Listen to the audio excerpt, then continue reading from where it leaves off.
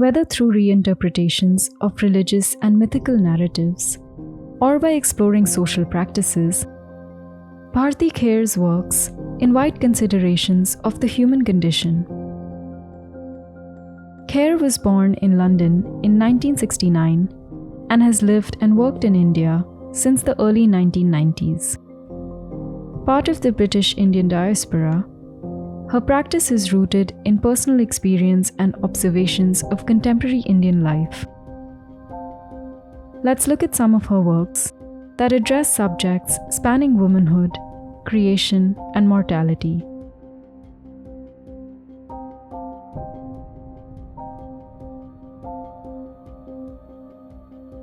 This life-sized work, The Skin Speaks a Language Not Its Own, features a female elephant sprawled on the floor. Its inert position makes us instantly question whether it's resting peacefully or dying. Elephants have long been an archetype of India in sacred and secular realms. A closer look at the sculpture reveals that its skin is covered in another cultural signifier, the bindi. A bindi is traditionally a mark applied to a woman's forehead to designate the third eye that can see beyond the material world and simultaneously indicate her status as married. Today, these are available as stickers in different shapes and colors. Here, we see thousands of white bindis that are shaped like sperm, traditionally symbolizing fertility. They animate the sculpture's surface, lending a sense of dynamism to the elephant's still body. In presenting these two symbols of Indian culture and development together, Kher's sculpture could represent India weighed down by modernization and over-commercialization. Over time, bindis have become disposable accessories, while elephants are now synonymous with the tourist industry and the exoticization of the country. We can see how this seemingly simple work makes us reassess social roles, traditional rituals, and popular culture in the country.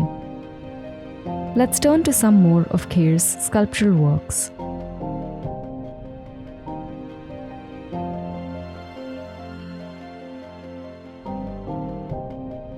Pushing back against conventional perceptions of femininity and mythology, Kher's figurative sculptures often take on hybrid and even monstrous forms. In this work, for instance, she presents a grotesque, life-sized version of Chinnamasta, the Hindu goddess of contradictions. She is known as a life-taker, associated with death, destruction, and temporality, as well as a life-giver, representing fertility, immortality, and creation. Here, she squats headless and naked on a tree stump, holding a dainty teacup in one hand, possibly a witty reference to British civility. In the other, she holds a cast reproduction of a fossilized skull of one of our oldest human ancestors, commonly known as Lucy. A closer look reveals how the skull is also covered in sperm-shaped bindis. Through the inclusion of the skull, Kher conflates the notions of mortality and divinity, allowing us to draw parallels between the origins of humankind and the story of Chinnamasta as a representation of the cycle of life. Traditional representations of Chinnamasta depict her standing on a divine copulating couple and flanked by bloodthirsty female attendants for whom she has cut open her throat. Kher eliminates the attendants and the copulating couple, detaching Chinnamasta from the characteristics of self-sacrifice and life-giving, leaving behind only her role as a destroyer. In sharp contrast to the dramatic and gory depictions of mythological figures, Kher's representation of ordinary women are often more subtle and muted. This brings us to the next work we'll look at.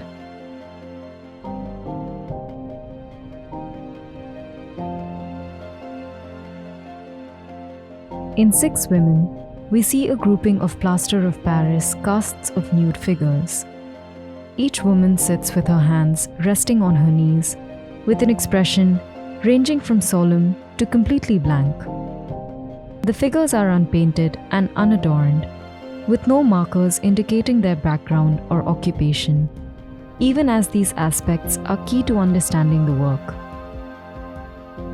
To create the sculptures, Kher traveled to Kolkata and selected women engaged in sex work to be brought to her studio. Having cast and paid them to pose for her, the artist has noted her own discomfort with this process and how it echoes the transactional model between prostitute and client.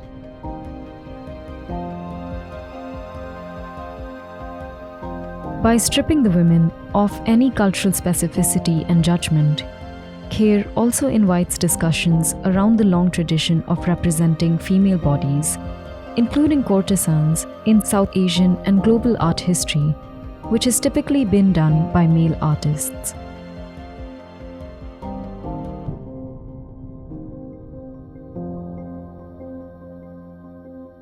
Kher's figurations explore a kaleidoscope of meanings and narratives. She renders the female body with both outward defiance and a quiet fortitude.